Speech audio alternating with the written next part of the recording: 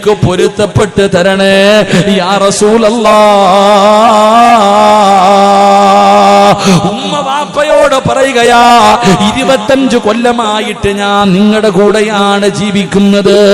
എന്റെ ഭാഗത്ത് നിന്ന് എന്തെങ്കിലും ഒരു പോരായ്മ വന്നിട്ടുണ്ടെങ്കിൽ പൊരുത്തം തരണേ എന്ന് നബി തങ്ങളോട് പൊരുത്തം ചോദിക്കുമ്പോ അല്ലാഹുവിന്റെ റസൂല് വാപുത്തി പിടിക്കുകയാ.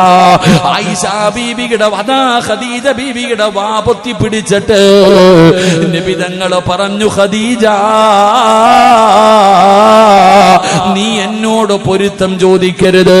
നീ എന്നോട് പൊരുത്തം ചോദിക്കുന്നോ ഖദീജ? നീ എന്നോട് പൊരുത്തം ചോദിക്കുന്നോ ഖദീജ? എനിക്ക് പരാതിയില്ല, എനിക്ക് പരാതിയില്ല. പെങ്ങളെ ആരാ പൊരുത്തം ചോദിച്ചതെന്നറിയോ?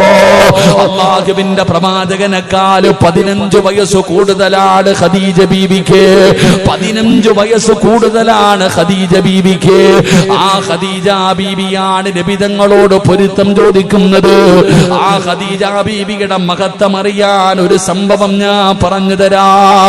ഖദീജ ബീവി റളിയല്ലാഹു തആല അൻഹയ്ക്ക് അല്ലാഹു സ്വർഗ്ഗത്തിൽ കൊടുക്കുന്ന പ്രതിഫലം ഖിയാമത്ത് നാൾ വരെയുള്ള ഒരു പെണ്ണിനും കിട്ടൂല, ലോകത്തുള്ള ഒരു പെണ്ണിനും കിട്ടൂല. ഖദീജ ബീവിക്ക് മാത്രം കിട്ടുന്ന ഒരു പ്രതിഫലമുണ്ട്. എന്താണ് പ്രതിഫലമെന്നറിയുമോ? മുത്തുകൊണ്ടുണ്ടാക്കിയ ഒരു കൊട്ടാരം, ഒറ്റ മുത്തുകൊണ്ടുണ്ടാക്കിയ കൊട്ടാരം, ഒരാളും ശല്യം ചെയ്യാത്ത ഭാഗത്ത് അല്ലാഹു സ്വർഗ്ഗത്തിൽ ഖദീജ ബീവിക്കൊരു കൊട്ടാരം ഒരുക്കി വെച്ചിട്ടുണ്ട്. എന്തിനാണെന്നറിയോ?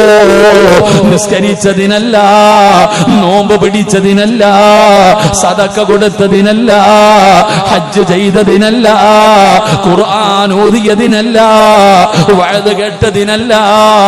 എന്തിനാണ് അല്ലാഹു ഖദീജ ബീവിക്ക് സ്വർഗ്ഗത്തിൽ ഒരു കൊട്ടാരം ഒരുക്കി വെച്ചിരിക്കുന്നതെന്നറിയുമോ? വഅദ് കേൾക്കാമെന്ന കല്യാണം കഴിച്ച പെങ്ങന്മാരെ, അല്ലാഹുവിന്റെ റസൂലിന്റെ ഭാര്യയായ ഖദീജ ബീവിക്ക് അല്ലാഹു സ്വർഗ്ഗത്തിൽ കൊട്ടാരം കൊടുക്കാനുള്ള കാരണം എന്തെന്നറിയുമോ? 25 കൊല്ലം നബി തങ്ങളുടെ കൂടെ ജീവിച്ചിട്ട് ഒരിക്കൽ പോലും നബി തങ്ങളുടെ മുമ്പിൽ ശബ്ദമുയർത്തിയിട്ടില്ല. 25 കൊല്ലം അല്ലാഹുവിന്റെ റസൂലിന്റെ കൂടെ ജീവിച്ചു. പ്രവാചകനെക്കാളും 15 വയസ്സ് കൂടുതലാ.